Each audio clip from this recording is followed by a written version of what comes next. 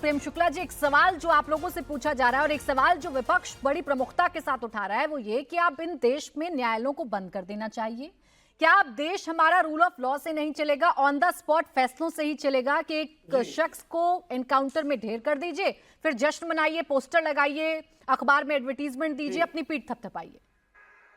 देखिए ऐसा है, जो बिंदु उठाए गए थे श्रीमान तहसीन पूनावाला जी, जो बिंदु उठा रहे थे कि स्टैंडर्ड ऑपरेशन प्रोसीजर का पालन हुआ कि नहीं हुआ, कैदी को ले जाते समय उसने कैसे पिस्टल खोल ली, ऑटोमेटिक वेपन उसको चलाना आता था कि नहीं आता था, वो गोली बाएं क्यों लगी, दाएं क्यों लगी, 3 गोलियां क्यों चली, एक ही गोली में क्यों ढेर हो गया, ये सारी बिंदुओं पर मजिस्ट्रेट इंक्वायरी में जांच होती है। हर एनकाउंटर की मजिस्ट्रेट इंक्वायरी होती है और इन सारे प्रश्नों का उत्तर उस टीम, जो एनकाउंटर में शामिल टीम है, उसको देना उसका दायित्व है। ये हर एनकाउंटर की ये स्टैंडर्ड ऑपरेशन प्रोसीजर है, एनएचआरसी को रिपोर्ट जाएगी। और आपकी जानकारी के लिए पूनावाला साहब, पहली बार महाराष्ट्र के पुलिस में एनकाउंटर मन्या सुर्वे का हुआ था और जेएफ रिबेरो ने किया था। श्रीमती सोनिया गांधी के अत्यंत करीबी आईपीएस हैं।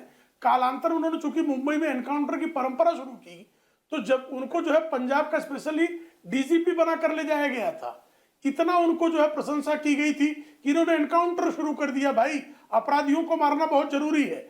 और सबसे अधिक महाराष्ट्र में डेथ एनकाउंटर में जो हुए हैं वो कांग्रेस के कार्यकाल में हुए हैं। तब तो आपने शायद कोर्ट बंदी कर दिए रहे होंगे।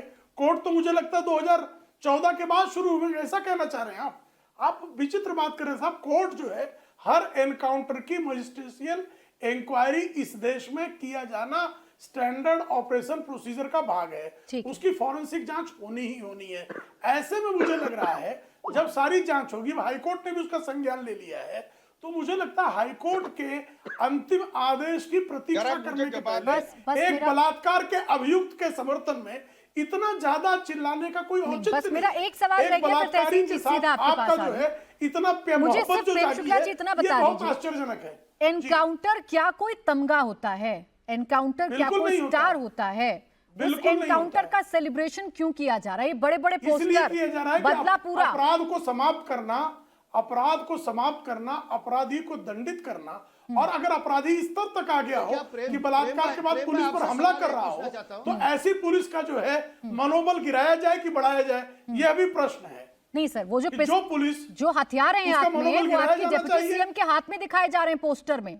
आपके डिप्टी सीएम हैं देवेंद्र फडणवीस, उनके हाथ में बंदूकें हैं, बदला पूरा।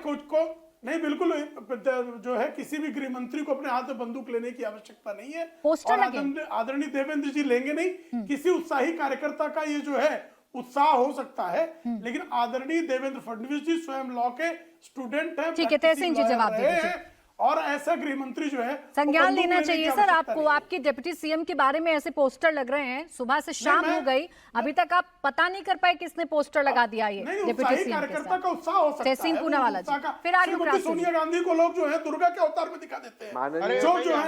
जो सुअर का मांस खाने वाले को, गाँव मांस खाने वाले को आप दुर्गा का अवतार बता देते हैं। शुक्ला जी, ये ज्यादा अपराध है। प्रेम शुक्ला जी रुक जाइए, थोड़ा रुक जाते हैं, बोलिए तहसीन पूनावाला। देखिए प्राची जी, ये व्यक्तिगत, देखिए प्राची जी, मैं क्या व्यक्तिगत, देवेंद्र फडणवीस व्यक्तिगत हमले बीफ खाने वाली को दुर्गा का अवतार दिखाया नहीं जाते हैं।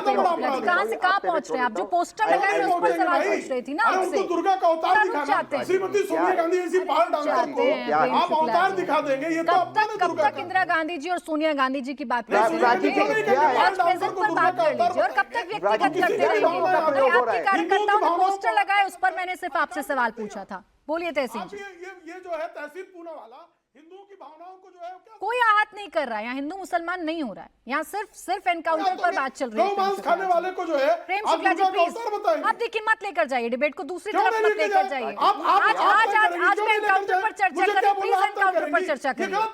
बोलिए तहसीन जी। इंडिया टीवी को अगर सोनिया गांधी के सर, यहाँ पर मैं सोनिया गांधी और इंदिरा गांधी पर डिबेट नहीं कर रही हूँ प्रेम शुक्ला जी। बीच में मत लेकर आइए चैनल को और बीच में मत लेकर आइए मुझको। व्यक्तिगत टिप्पणी आप लोग करिएगा तो मैं आप सबको रोकूंगी सर।